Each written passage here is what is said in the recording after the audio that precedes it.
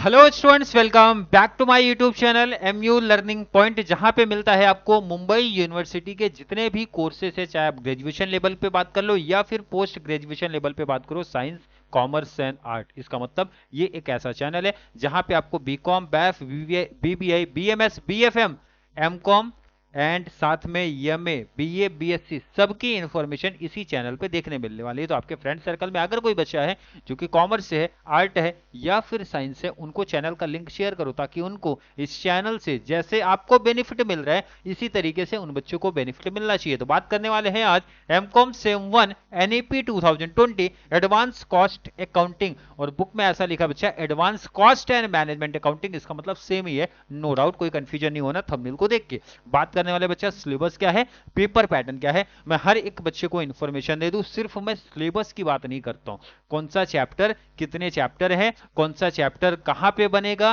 कितने नंबर का बनेगा और कौन सा इजी चैप्टर से, हर एक इंफॉर्मेशन इसी वीडियो में बात कर देता हूं। जैसा कि फाइनेंशियल अकाउंटिंग में मैंने बात किया था, डायरेक्ट टैक्सेशन में मैंने बात किया था। तो चलिए स्टार्ट करते हैं आज की क्लास। सिलेबस की बात करते हैं। सिलेबस है ना, सिंपल ही सिलेबस है, बट पढ़ना स्टार्टिंग से पड़ेगा भाई। सिलेबस की बात करते हैं, मॉड्यूल 2 मतलब मॉड्यूल 1 एंड मॉड्यूल 2, दो मॉड्यूल अपने पास है। ध्यान रखना, यहाँ पे बीकॉम जैसा आपने किया था भाई, बीकॉम में थोड़ा सा लेवल कुछ तो टॉपिक सुना है, जैसे नाम देखो ना, स्टैंडर्ड कॉस्टिंग सर पहले से पढ़े, लेकिन नाम लगाए बच्चा एडवांस कॉस्ट अकाउंटिंग। वहां था कॉस्ट अकाउंटिंग, यहाँ पे वर्ड लगा है एडवांस। इसका मतलब लेवल हाई है बीकॉम वालों का, लेकिन बैफ के लिए तो बेनिफिट है भाई। बैफ वाले बच्चों के लिए एग्जैक्ट सेम 6 उठा के कॉपी पेस्ट कर दिया है एमकॉम सेम 1 में, एग्जैक्ट कॉपी पेस्ट। किसका बच्चा? बैफ वाले बच्चे जिन्होंने बैफ किया था ना, वो एग्जैक्ट सेम 6 का बुक फेंकना नहीं है, रिवीजन कर लो, आपका ये रेडी हो गया। एग्जैक्ट बता रहा हूं, सेम लेवल है यहाँ पे। लेकिन बीकॉम वाले बच्चों को मेहनत करना पड़ेगा भाई। स्टैंडर्ड कॉस्टिंग पुराना नहीं है, मार्जिनल कॉस्टिंग पुराना नहीं है, लेवल हाई होगा। जहां पे स्टॉप किया था ना उसी से आगे लेवल बढ़ा दो तो आपका ये टॉपिक बनेगा। मार्जिनल कॉस्टिंग पहला प्रैक्टिकल टॉपिक है, स्टैंडर्ड कॉस्टिंग पहला प्रैक्टिकल टॉपिक है। दोनों प्रैक्टिकल टॉपिक बीकॉम वालों ने भी सुना है, बैफ वालों ने सुना है, बीबीआई वालों ने भी सुना होगा, बीएमएस वालों ने भी सुना होगा। शायद से बीबीआई तो मुझे लग रहा है शायद नहीं सुने होंगे, बट बीएमएस वालों ने सुना होगा। नहीं सुना तो भी कोई टेंशन नहीं लेना, डिटेल्स प्रैक्टिकल कॉन्सेप्ट करवा दूंगा, नो डाउट। क्लियर है क्या? मतलब सर मॉड्यूल 1 में दो चैप्टर्स अपने को देखने मिलते हैं, स्टैंडर्ड एंड मार्जिनल कॉस्टिंग, दोनों प्रैक्टिकल टॉपिक है। एंड नेक्स्ट आ जाओ मॉड्यूल नंबर 2 का, दो प्रैक्टिकल यहां पे भी देखने मिलेंगे, एक तो budgetary control, second operating costing. Budgetary control, operating costing, ये तो पता चल गया सर, 4 प्रैक्टिकल है। लेकिन एक इंपॉर्टेंट इंफॉर्मेशन ये तो पता चल गया सर, दो मॉड्यूल एंड दोनों मॉड्यूल के अंदर दो दो चैप्टर्स देखने को मिलते हैं। इसको बेसिकली यूनिट बेस पे डिवाइड किया जाता है। ये यूनिट 1 है, यूनिट 2 है, यूनिट 3 है एंड यूनिट नंबर 4 है, मतलब 4 यूनिट है, ऐसा आप इन शॉर्ट बोल सकते हो। पेपर पैटर्न पे आते हैं, फिर मैं इजी चैप्टर्स की बात करूंगा।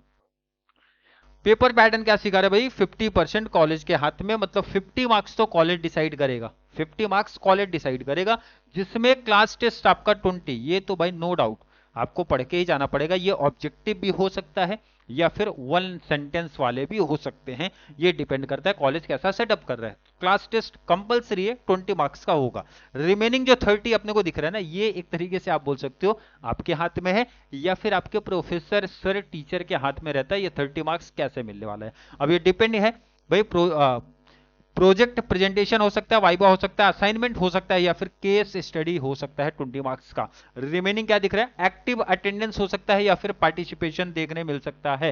तो यहाँ पे अटेंडेंस पे भी नंबर है भाई 10। क्लियर कि नहीं? तो 30 ये आइडिया चल गया, 20 20 10 50 का हो गया। अब बात करते हैं सबसे इंपॉर्टेंट, जहां पे बच्चों को टेंशन लेना है भाई, जो आपका सेमेस्टर एंड के टाइम पे एग्जाम होगा। एग्जाम आपका 2 घंटे का होने वाला, और कितने प्रैक्टिकल क्वेश्चन बचा? 1 2 3 एंड 4, मतलब 4 क्वेश्चन पूछे जाएंगे और ये क्लियर बताएंगे। एक बहुत बड़ा एडवांटेज भी है कि एमकॉम में ना क्लियर बताते हैं कि ये इस क्वेश्चन पे ये वाला चैप्टर रहेगा, और इसके ऑप्शन में भी क्या रहेगा वो भी क्लियर रहता है, फिक्स रहता है, वो चेंज कभी होता नहीं है। ध्यान रखना इंपॉर्टेंट। पहला लिखा है बच्चा सॉल्व 1 आउट ऑफ 2, मतलब 2 क्वेश्चन देंगे, एक कर लो आप। कहां से बनेगा? यूनिट नंबर 1 से बनेगा, मतलब नोट कर लो बच्चा, ये बनने वाला है मार्जिनल कॉस्टिंग से। क्लियर समझ गया क्या? मार्जिनल कॉस्टिंग से बनेगा। यूनिट 1 हमारा मार्जिनल कॉस्टिंग था तो वहीं से बनेगा। सॉल्व 1 आउट ऑफ 2 कहां से बनेगा बच्चा? Standard costing. कहां से बच्चा पार्टी?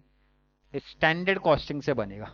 नेक्स्ट आना है solve 1 out of 2 unit number 3, मतलब ये बनेगा बच्चा बजटरी कंट्रोल। कौन सा लिखने का बच्चा? Budgetary control. क्लियर है? लास्ट आ जाओ जरा, सॉल्व या फिर शॉर्ट नोट्स। मतलब देखो यहाँ पे मार्जिनल में 2 आएगा कोई एक करो, स्टैंडर्ड में 2 आएगा कोई एक करो, बजटरी कंट्रोल कोई 2 आएगा एक करो, जो आपको इजी लगता है। लेकिन लास्ट वाले में क्या होता है पता है? एक प्रैक्टिकल आएगा या फिर शॉर्ट नोट्स आएगा। शॉर्ट नोट्स हर यूनिट का कंबाइंड होके आता है, लेकिन प्रैक्टिकल जो रहेगा बच्चा ना, ये लास्ट आपका फिक्स है, यूनिट 4 का है, मतलब ये ऑपरेटिंग कॉस्टिंग से बनेगा। ध्यान रखना इंपॉर्टेंट, कंफ्यूजन में नहीं आना कि सर शॉर्ट नोट्स, ध्यान रखना कंफ्यूजन में नहीं आना कि सर शॉर्ट नोट्स ऑपरेटिंग से रहेगा, नहीं, शॉर्ट नोट्स कंबाइंड रहेगा, लेकिन ये जो प्रैक्टिकल रहेगा ना, प्रैक्टिकल ये फिक्स है कि ये ऑपरेटिंग कॉस्टिंग का ही रहने वाला है। ध्यान रखना इंपॉर्टेंट।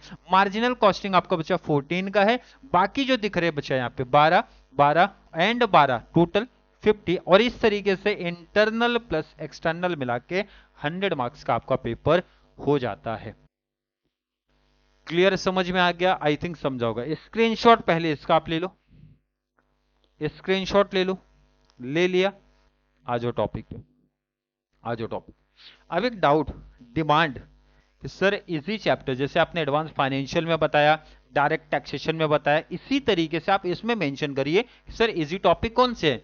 मुझे लगता है देखो स्टैंडर्ड हर एक बच्चे ने पढ़ा ही होगा, तो स्टैंडर्ड को मैं हमेशा नंबर 1 पे रखता हूं। अगर इजी चैप्टर, यहाँ पे नोट करो, अगर कोई बच्चा इजी चैप्टर देख रहा है तो नंबर 1 पे नोट कर लो आपका स्टैंडर्ड कॉस्टिंग, नंबर 1 पे स्टैंडर्ड कॉस्टिंग।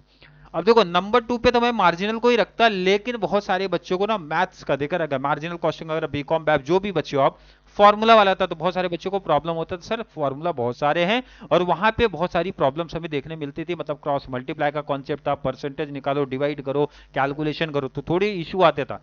तो जिनको इशू आता था, मतलब जिनका मैथ्स आप इन शॉर्ट बोल सकते हो वीक है, वो बच्चे जाएंगे बजटरी कंट्रोल पे, लेकिन जिनका मैथ्स ठीक है तो वो जाएंगे मार्जिनल कॉस्टिंग भी इजी चैप्टर से। भाई इजी चैप्टर से, इजी चैप्टर से तो नंबरिंग 1 2 3 ऐसा भी कर सकते हो, 1 2 3 ऐसा कर सकते हो। मतलब 3 टॉपिक्स ऐसे हैं ना जो बहुत सिंपल है, हर कोई बच्चा कर सकता है, हर कोई बच्चा कर सकता है। लास्ट में मैं रखता हूं ऑपरेटिंग कॉस्टिंग। इस तरीके से टॉपिक को मैं डिवाइड करता हूं, स्टैंडर्ड सबसे इजी टॉपिक, बजटरी कंट्रोल उससे भी इजी टॉपिक मेरे को लगता है। नेक्स्ट आ जाओ मार्जिनल कॉस्टिंग, ये इजी टॉपिक है बट बच्चों को प्रॉब्लम क्रिएट होता है सर फॉर्मूला बहुत सारा है, क्रॉस मल्टीप्लाई, मतलब बेसिकली मैथ्स के कॉन्सेप्ट निकल के आते हैं, इसलिए कुछ बच्चों को टफ लगता है वो। लास्ट आपको ऑपरेटिंग कॉस्टिंग भी इजी टॉपिक है, लेकिन यहाँ पे भी मैथ्स के कॉन्सेप्ट देखने मिलते हैं ऑपरेटिंग में। टॉपिक समझ में आ गया?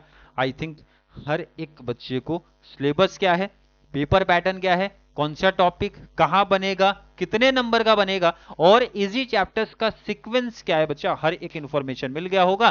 फिर भी किसी बच्चे को अभी भी कोई दिक्कत, कोई प्रॉब्लम, कोई कंफ्यूजन सा फील हो रहा है स्पेशली प्रैक्टिकल सब्जेक्ट में, नीचे कमेंट में ऐड कर दो, या फिर कॉन्सेप्ट क्लियर है, वीडियो आपको थोड़ा सा भी हेल्पफुल लग रहा है तो वीडियो को ज्यादा से ज्यादा एमकॉम वाले बच्चों को जरूर शेयर करें, ताकि उनको इस चैनल से इसी तरीके की कंप्लीट बेनिफिट मिल सके। तो चलिए मिलेंगे अगली क्लास में, तब तक के लिए थैंक यू सो मच।